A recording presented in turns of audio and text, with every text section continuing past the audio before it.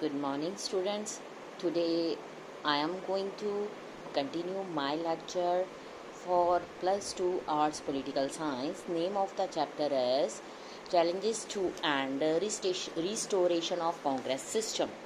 Now let us start with the topic electoral verdict.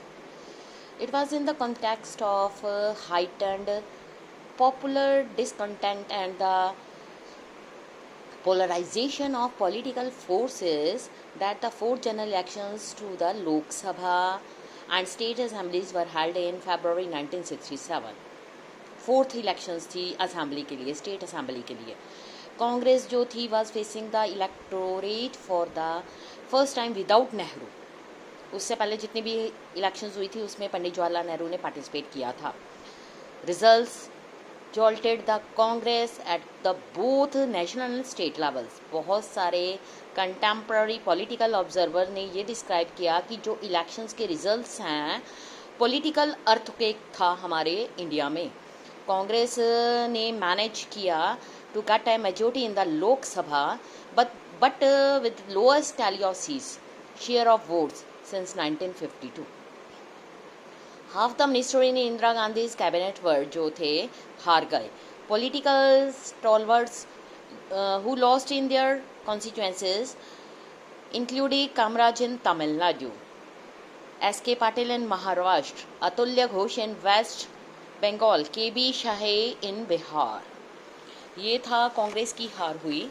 इसमें ये बताया गया है बेटा, ये मैप है इंडिया का जिसमें असेंबली इलेक्शंस के रिजल्ट्स शो किए हैं. कांग्रेस को मेजोरिटी मिली 1967 असेंबली पोल्स में. Congress did not get a majority in 1967 assembly polls. उसका रेडिश कलर के साथ किया गया. राजस्थान जो कांग्रेस थी did not get majority but form government with help from others. Excuse मी.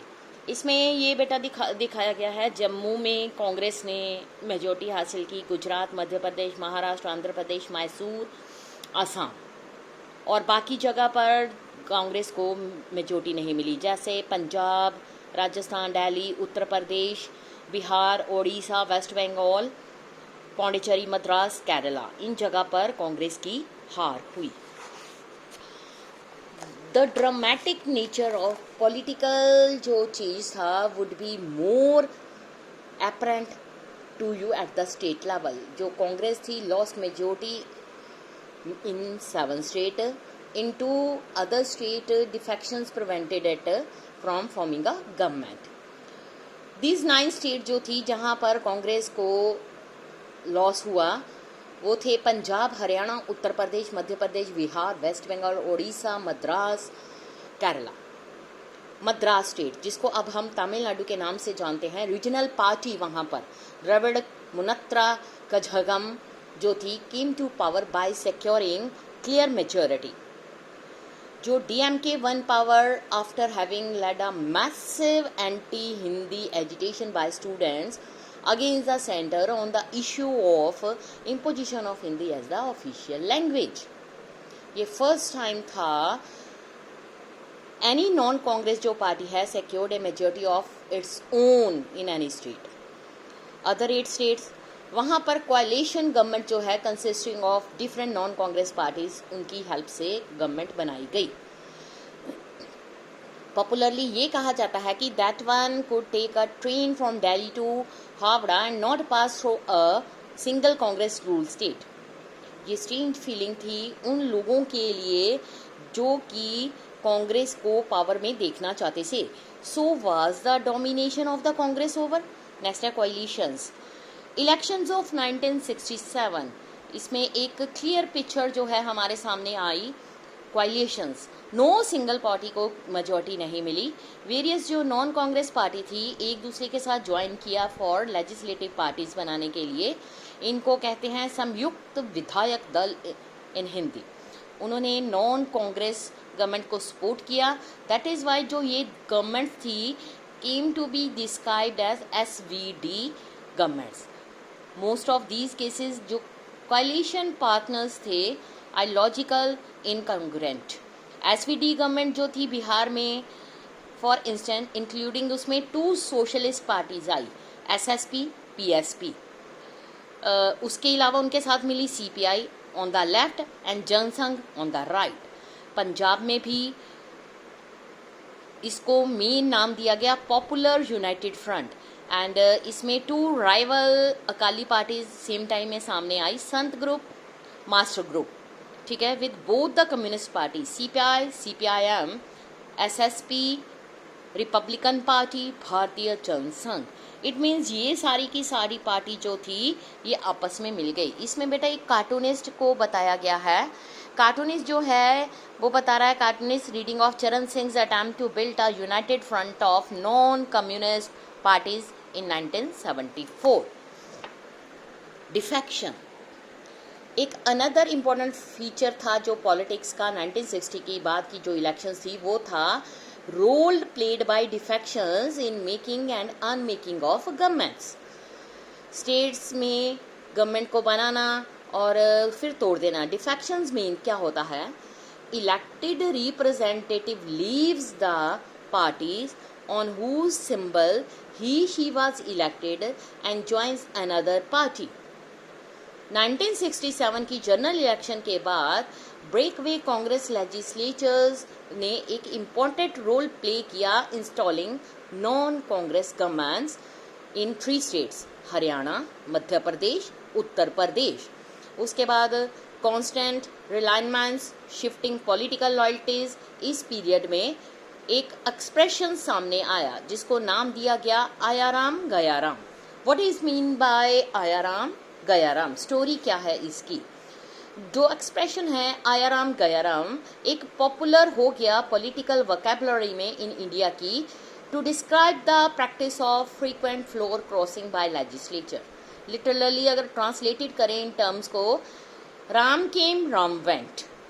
क्या expression originated in an amazing feat of floor crossing achieved by Gayalal. MLA था हरियाणा में 1967 में। उसने फोर्टनाइट में पार्टी को 3 बारी चेंज किया, Congress to united front, back to Congress and then within 9 hours to united front. Intention to quit the United Front and join the Congress brought him to Chandigarh Congress. The Congress leader, it is said that when Gayalal declared his intention to quit the United Front, join the Congress, Congress leader Rao Birendra Singh brought him to Chandigarh press, declared Gayaram was now Ayaram. Gayalal's feat was immortalized in the phrase Ayaram Gayaram, which became the subject of numerous jokes, cartoons. Later the constitution was amended to prevent defections. Split in the Congress. Next है हमारा topic. इसमें ये बताया गया है we saw that after 1967 elections जो कांग्रेस थी उसने सेंटर में पावर को रिटेन कर लिया बट रिड्यूस मेजोरिटी, ठीक है, and lost power in many states. बहुत सारे इंपॉर्टेंटली रिजल्ट्स जो हैं उन्होंने ये प्रूव कर दिया कि Congress could be defeated at the elections but there was no substitute as yet. Most जो है नॉन कांग्रेस कोalition गवर्नमेंट जो थी स्टेट में उन्होंने did not survive for long, they lost majority. either new combinations were formed or president's rule had to be imposed. Indira versus syndicate. Real challenge to Indira Gandhi ji जो था came not from the opposition but from within her own party. पहले हम करेंगे Congress syndicate होता क्या है। Syndicate was informal name given to a group of Congress leaders who were in control of party's organization. It was led by K. Kamraj, former Chief Minister of Tamil Nadu, and then the President of the Congress Party. It included powerful state leaders like S.K. Patil of Bombay City, later named as Mumbai, S. Nijalingappa of Mysore, later Karnataka, Sanjeeva Reddy of Andhra Pradesh, and Atulya Ghosh of West Bengal. उसके बाद both Lal Bahadur Shastri and later Indira Gandhi owed their positions to support received from the syndicate. This group had a decisive say in Indira Gandhi's first Council of Ministers, also in policy formulation, implementation. इसमें ये कहा गया है कि after the Congress split the leaders of syndicate, those owing allegiance to them stayed with the Congress since it was Indira Gandhi's Congress or that won the test of popularity. All these big and powerful men of Indian politics lost their power, prestige after 1971. Indira Gandhi had to deal with the syndicate, group of powerful, influential leaders within the Congress. Syndicate ने एक role play किया installation of Indira Gandhi as the prime minister, ensuring her election as the leader of parliament. The leaders जो थे उन्होंने accept किया Indira Gandhi to follow their advice. Gradually Indira Gandhi जो है attempted to assert her position within the government, and जो party थी she chose her trusted group of advisors from outside. Slowly, carefully, she sidelined the syndicate. Indira Gandhi thus faced two challenges. She needed to build her independence from the syndicate. खुद independent होना चाहती थी. She also needed to work towards regaining the ground that the Congress had lost in 1967. Party में main आने का मकसद ही उनका ये था कि कांग्रेस पार्टी को और ज़्यादा पावरफुल बनाया जाए आफ्टर 1967 के इलेक्शंस में. जो इंदिरा गांधी थे उन्होंने एक बोल्ड स्ट्रेटजी को अडॉप्ट किया. उन्होंने सिंपल पावर स्ट्रगल को कन्वर्ट कर दिया आइडियोलॉजिकल स्ट्रगल. उन्होंने सीरीज ऑफ इनिशिएटिव्स को लॉन्च किया ताकि गवर्नमेंट पॉलिसी को एक लेफ्ट ओरिएंटेशन मिल सके. उन्होंने कांग्रेस वर्किंग कमेटी बनाई. 10 पॉइंट प्रोग्राम में 1967 में अडॉप्ट किए. जो ये प्रोग्राम था उसमें social control, banks, nationalisation of general insurance, ceiling on urban property income, public distribution of food grains, land reforms, provision of houses sites to the rural poor, ये सब बनाया. While the syndicate leaders formally approved the left wing program, they had serious reservations about the same. यहाँ तक है. Next हम study करेंगे presidential election 1969. Thank you students.